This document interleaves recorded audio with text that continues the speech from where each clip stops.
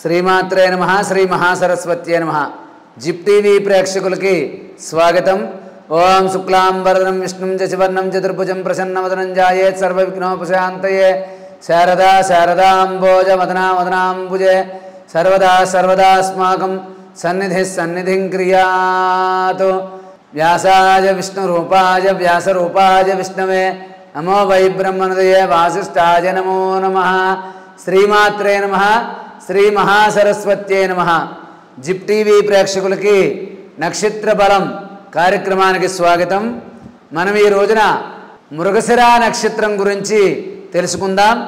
మృగశిర నక్షత్రం వారు ఏ దైవాన్ని ఆరాధించాలి, ఏ గ్రహాన్ని పూజించాలి, ఎటువంటి దానాలు చేయాలి, ఎటువంటి మంత్రాన్ని జపించాలి అనేటటువంటి విషయాలు మనం ఈ రోజున తెలుసుకుందాం. మనకి 27 నక్షత్రాల్లో 5వ నక్షత్రం అశ్విని, భరణి, కృత్తిక, రోహిణి, మృగశిర. 5వ నక్షత్రం మృగశిర నక్షత్రం. ఈ యొక్క నక్షత్రం వారు మంగళవారం నియమాలు పాటించాలి. మంగళవారం నియమాలు పాటించాలి. కుజగ్రహాన్ని ఆరాధించాలి. నవగ్రహాల్లో 3వ గ్రహమైనటువంటి కుజగ్రహాన్ని ఆరాధించాలి. మంగళవారం నాడు సుబ్రహ్మణ్యేశ్వర స్వామిని కానీ, అదేవిధంగా నాగబంధనాలు ఉన్న చోటకు కానీ వెళ్ళి ఈ యొక్క ఎర్రని పువ్వులతో పూజ చేయడం అనేది విశేషమైనటువంటి ఫలితాన్ని కలగజేస్తుంది. మంగళవారం నాడు నవగ్రహాలు ఉన్న చోటకు వెళ్ళి కుజుడు ఉన్న చోట కొద్దిగా ఎర్రని కందిపప్పు కానీ, ఒక ఎర్ర కందులు కానీ అక్కడ పెట్టి ఆ కుజగ్రహానికి ఎర్రని వస్త్రాన్ని వేయండి. పాలతో అభిషేకం చేసి ఎర్రని గులాబీలు కానీ, ఎర్రని మందారాలు కానీ పెట్టి ఆ కుజగ్రహాన్ని పూజించండి. మంగళవారం నాడు మీరు ఈ పని చేయండి. మృగశిర నక్షత్రం వాళ్ళు ఓం శరవణ భవ సుబ్రహ్మణ్యాయ నమః, ఓం స్కందాయ నమః అనేటటువంటి మంత్రాలు నిరంతరం చదువుకుంటూ ఉండండి. ఓం అంగారకాయ నమః అనే నామాన్ని ప్రతినిత్యం కూడా స్మరిస్తూ జపిస్తూ ఉండండి. మీకంతా కూడా మంచే జరుగుతుంది. అదేవిధంగా ఈ యొక్క మృగశిర నక్షత్రం వారు ఏదైనా దేవాలయంలో ఒక మంచి రోజున, అంటే మీ జన్మ నక్షత్రం వచ్చిన రోజున కానీ, పౌర్ణమి రోజున కానీ, ఒక సోమవారం నాడు కానీ వెళ్ళి మీరు ఏదైనా దేవాలయంలో మారేడు చెట్టును పాతండి.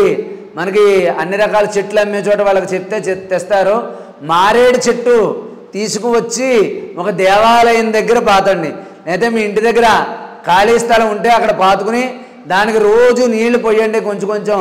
అదేవిధంగా అవకాశం ఉన్నవాళ్ళు మీ యొక్క దగ్గరలో ఉన్న దేవాలయానికి వెళ్ళి అక్కడ మారేడు చెట్టు తప్పకుండా ఉంటుంది.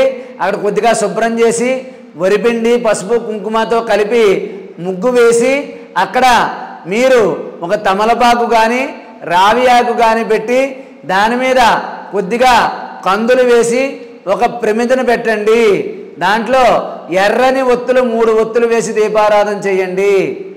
మారేడు చెట్టు దగ్గర మీరు ఈ యొక్క దీపారాధన చేయండి. మీకు నిరంతరం దీపారాధన అవకాశం ఉంటే చేసుకోండి. లేదా వారానికి ఒక్కసారైనా మారేడు చెట్టు దగ్గర ఈ మృగశిర నక్షత్రం వాళ్ళు దీపారాధన చేయండి. మీకంతా కూడా మంచే జరుగుతుంది.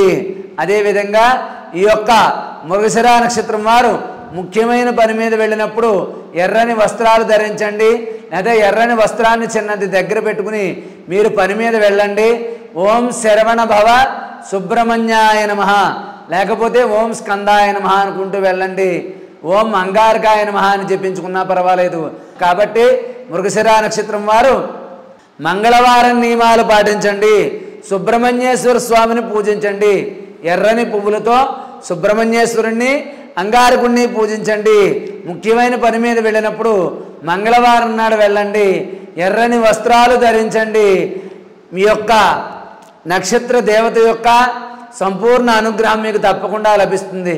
కాబట్టి ఈ యొక్క మృగశిర నక్షత్రం వారు మంగళవారం నియమాలు పాటించి సుబ్రహ్మణ్యేశ్వర స్వామిని ఆరాధించి కేతువుని ఆరాధించండి. మీ యొక్క జన్మ నక్షత్రం రోజున మీ దగ్గరలో ఉన్నటువంటి అమ్మవారి పుణ్యక్షేత్రానికి, ఏదైనా సరే అమ్మవారు ప్రసిద్ధిగాంచినటువంటి అమ్మవారి ఆలయానికి వెళ్ళి దర్శనం చేసుకోండి. అయితే హైదరాబాద్ ప్రాంతవాసులైతే దగ్గరలో ఉన్న స్కందగిరి సుబ్రహ్మణ్యేశ్వర స్వామిని షష్ఠి నాడు కానీ చవితి నాడు కానీ లేకపోతే కృత్తికా నక్షత్రం రోజున కానీ వెళ్ళి ఆ సుబ్రహ్మణ్యేశ్వర స్వామి దర్శనం చేసుకుని అర్చన చేసుకోండి. మీకంతా కూడా మంచే జరుగుతుంది. కాబట్టి అదేవిధంగా మీకు ఏమైనా సందేహాలు ఉంటే కింద కనిపించే నెంబర్కి ఫోన్ చేయండి. మీ యొక్క నక్షత్రాన్ని బట్టి మీరు ఇంకా ఎటువంటి పరిహారాలు చేసుకుంటే వృత్తి ఉద్యోగాల్లో రాణిస్తారో వ్యాపారంలో రాణిస్తారో అనే విషయాలు మీ అందరికీ కూడా తెలియజేయడం జరుగుతుంది. కాబట్టి మీరందరూ కూడా మీ నక్షత్రం యొక్క గొప్పతనాన్ని విశేషాన్ని మీ జాతకంలో జరుగుతున్నటువంటి ప్రస్తుత గ్రహస్థితిని తెలుసుకుని ఆ యొక్క గ్రహశాంతి చేసుకోండి. మనశ్శాంతితో జీవించండి. సుఖ సంతోషాలతో ఉండండి. సర్వే జనా సుఖినో భవంతు. స్వస్తి.